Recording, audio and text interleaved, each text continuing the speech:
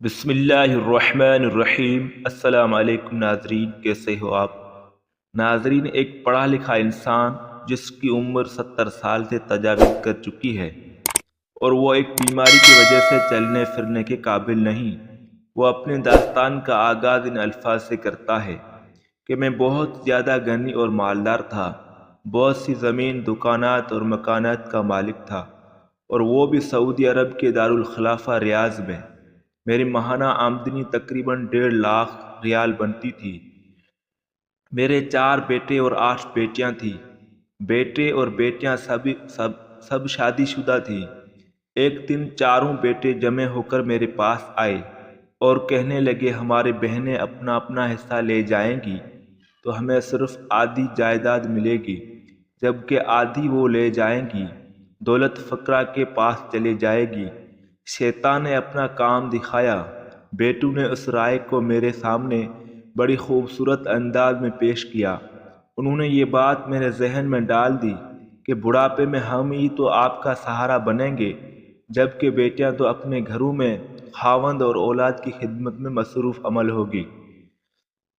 میں نے ساری جائیداد بیٹوں کے نام لکھوا دی اور 8 بیٹیوں کو اپنے وراثت سے محروم کر دیا، جس کے نتیجے میں کچھ بیٹیاں مستقل طور پر ناراض ہو گئیں اور انہوں نے مجھ سے بالکل تعلق توڑ دیا۔ اللہ تعالی کی مشیت ہمیشہ غالب آتی ہے۔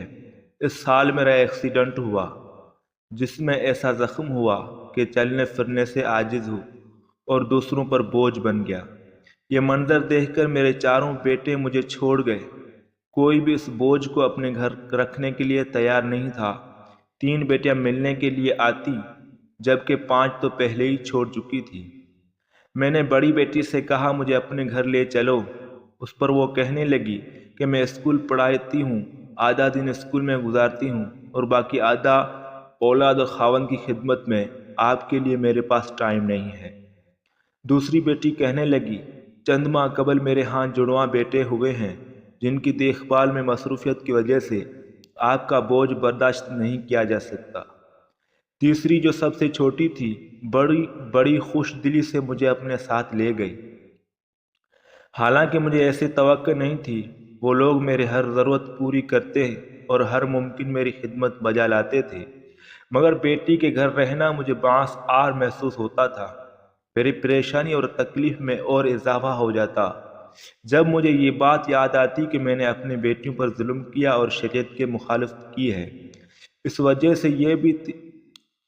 کی وجہ یہ بھی تھی کہ دین کا تو صرف نام کی حد تک علم تھا اور نماز بھی شاید کبھی پڑھنا نصیب ہوتی تھی۔ ایک دن میں نے بھتیجے داماد کو کہا کہ مجھے بیٹوں کے پاس لے چلو، میں ان سے مالی تعاون لینا چاہتا ہوں۔ وہ تو صرف مجھے اپنے گھروں میں رکھنے سے نفرت کرتے ہیں، مالی تعاون تو ضرور کریں گے، اور یہ مال بھی تو میں نے ہی ان کو دیا ہے۔ بھتیجا اس ڈر سے راضی نہ ہوا کہ کہیں مجھے ناکام واپس نہ لوٹنا پڑے، مگر جب اصرار غالب ہوا تو وہ مجھے بیٹوں کے پاس چھوڑ گیا۔ سب سے پہلے میں بڑے بیٹے کے پاس گیا اور کہا کہ بیٹا مجھے کچھ مال دے دو تاکہ میں ایک نوکر رکھ لوں جو میری خدمت کیا کرے اور میں بیٹی کا گھر چھوڑ دوں، مگر اس نے کہا کہ میرے پاس تو کچھ نہیں، بڑے مشکل سے اپنا کام چلا رہا ہوں۔ بڑے بیٹے کا نافرمانی والا انداز دیکھ کر میں اس سے چھوٹے کے پاس آیا، اسے مطالبہ کیا تو اس نے بھی پہلے جیسا سلوک کیا اور کہنے لگا میں نے تو وہ گھر جو آپ نے دیا ہے اپنے بیٹے کے نام لکھوا دیا ہے، اور یہ بہت اچھی سوچ ہے کہ بچے جوان ہوں تو ان کو کسی مشکل کا سامنا نہ کرنا پڑے۔ پھر میں تیسرے کے پاس گیا، اس نے پہلے 2 کی طرح عذر پیش کیا کہ ساری جائیداد قرض ادا کرنے میں مصرف کر دی ہے جو حق مہر کی صورت میں اس کے ذمہ تھا، لہذا اب میرے پاس آپ کو دینے کے لیے کچھ نہیں ہے۔ میں ناکام و نامراد چوتھے بیٹے کے پاس آیا جو سب سے چھوٹا اور پیارا بھی تھا، اسے تو اچھے سلوک کی امید تھی، لیکن افسوس وہ بھی ویسا ہی ثابت ہوا۔ اللہ تعالیٰ کا فرمان برحق ہے، یا ایھا الذین آمنوا من ازواجکم واولادکم عدوا لکم فاحذروہم وان تعفوا وتصفحوا وتغفروا فإن اللہ غفور رحیم۔ اے ایمان والو، تمہارے بعض اولادیں اور بعض بیویاں تمہارے دشمن ہیں، ان سے بچ کر رہو، اور اگر تم درگزر کرو اور معاف کرو تو وہ تمہارے لیے بہتر ہے۔ میں ناکام و نامراد، پریشانی اور ندامت سے جھکا ہوا سر لے کر دوبارہ اپنے بھتیجے کے پاس چلا گیا۔ وہ پہلی کی طرح میرے ساتھ بڑے حسن سلوک سے پیش آیا۔ اس واقعے میں ہر انسان کے لیے عبرت و نصیحت ہے کہ اولاد میں انصاف ضروری ہے۔ بچوں کو وراثت سے محروم کرنے کی سزا دنیا میں بھی ملتی ہے اور آخرت میں تو ملنی ہی ہے۔ اللہ تعالی ہمیں ہر قسم کے شر سے محفوظ فرمائے۔